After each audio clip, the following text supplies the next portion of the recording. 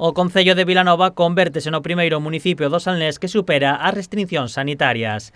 A vila conta hoxe tras unha nova alta médica con 12 casos activos, polo que o Comité Clínico de Sanidade decidiu que o municipio accedera ao nivel básico de alerta sanitaria.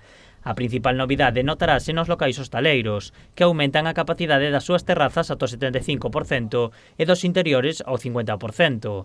Ademais, poderán abrir ata as 23 horas.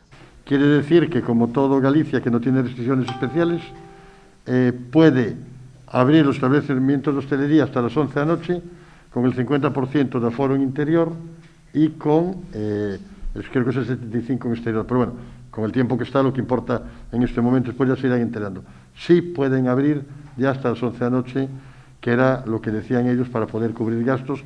Y a ver si tenemos suerte y aguantamos así todas las navidades y salvan por lo menos la hostelería da temporada navideña. Outra das novidades deste nivel básico de alerta sanitaria é a mobilidade.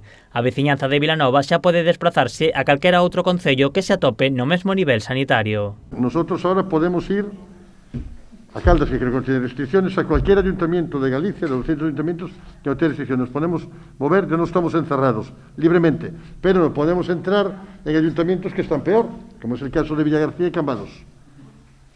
Y no sé en qué situación está la isla, porque si la isla sigue en nivel básico, podríamos ir a la isla que antes no se podía. En canto ao resto de concellos do Salnés mantéñense no mesmo nivel de alerta sanitaria.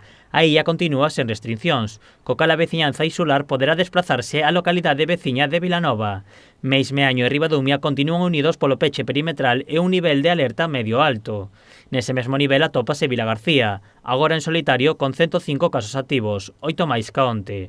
No nivel máximo de alerta atópase Cambados, mantendo os 35 casos activos. O Grove con 41 positivos, un menos que onte, e Sanxenxo con 64, 3 máis que no día anterior. Estas dúas vilas mantéñense unidas polo peche perimetral.